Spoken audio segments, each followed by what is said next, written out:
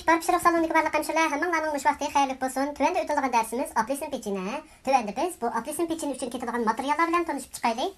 Bu pechinimizning xemiri uchun ketadigan materiallar, ya'ni suvsiz seriq may 450 gram, shakar uni 250 gram, 4 dona tuxum, 750 gram un. Mana bu 4 xil material bu pranikimizning xemiri uchun ketadigan materiallar.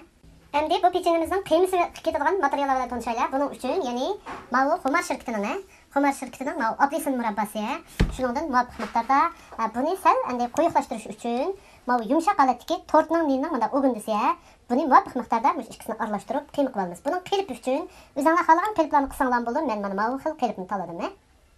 Mana xemirimizni yo'g'irib tayinib oldik. Mana ko'ringlar, mana shunday darajada, bakmi ching emas, bakmi yumshoq emas, mana shu normal holatda xemir tayyorlaymiz. Endi biz bu xemirimizni nepiz holatda yoyimiz, no'g'ish bilan bakmi nepiz emas, nepizdan sal qilindan nepizroq o'tirgan holatda yeyib, buni mana mahil qilib kesimiz. Kesib bo'lgandan keyin u xemirimizni mana mahildagi qilibqa hamda qozon shaklida shunga turaqlashtiramiz. Mana xemirimizni mana mushu xil holatda yeyib olamiz. Odatda praniklarga yaygandek mana mushu xil holatda yeyib olamiz. Yeyib bo'lgandan keyin buni mana bunday dublak kesib, mana mahil qiliblarda tishi bor bo'lsin bo'ladi, tishi yo'q bo'lsin bo'ladi, bunday qilib kesib olgandan keyin buni mana bu qilibimizga mana bunday serib, mana o'tir qismini mana qo'limizda besib turib, cho'nqur holatga ekamiz. Ekib bo'lgandan keyin mana nimasini mana bunday qilib, bunday qirib tushirib mana mahil holatga ekib olsak bo'ldi. Mushu xil holatda mushu butun xemirimizni mushu qiliblarga turaqlashtirib chiqamiz. Mana bu xemirimizni mana bu qilibimizga mana mushu xil holatda turaqlashtirib oldik. Endi biz buning ichiga quyadigan qiymasini tayyorlaymiz. Buning uchun boya tayyorlab olgan mana Xumarninki apelsin murabbasi, ya'ni mahil qachilangan mana apelsinning mandaq murabbasidan ma'lum miqdorda bir qachiq bo'lib olamiz.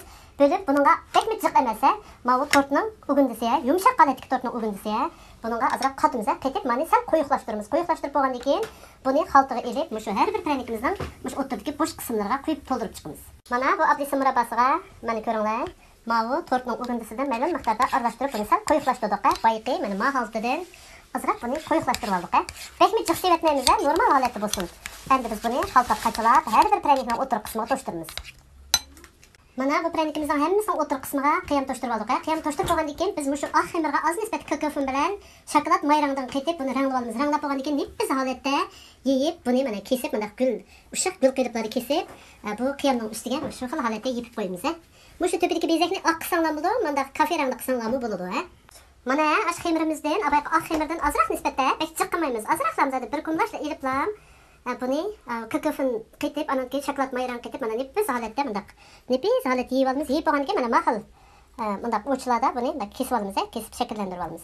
Mana mushuni ilib, boyqi pranikning usti qismiga qo'yib zinnatlasak bo'ladi. Mana bu apelsin pranikimizning hammasini mana shu xil holatda tepini zinnatlab qo'ydik. Endi biz oldin qizilgan duxovkada, ya'ni tekti 210, tepi 180 gradusda pishirib olamiz. Mana bu pranikimizni pishirib oldik. Mana ko'ringlar, endi biz buni mushu qiziq vaqtida iplar mana bunday qilib dum qilsa, bu qilibdan o'zgacha mana ajrab chiqadi. Mana mushu xil holatda pishirib olsak bo'ladi. Suzib, nepis mana ko'ringlar. Mana bu pranikimizning hammasini mana qiliblardan ajratib tizib oldik. Shuning bilan bu darsimiz tamom tushunmagan yana bo'lsa, yana davomli so'rasanglar bo'ladi. Xayr xo'sh.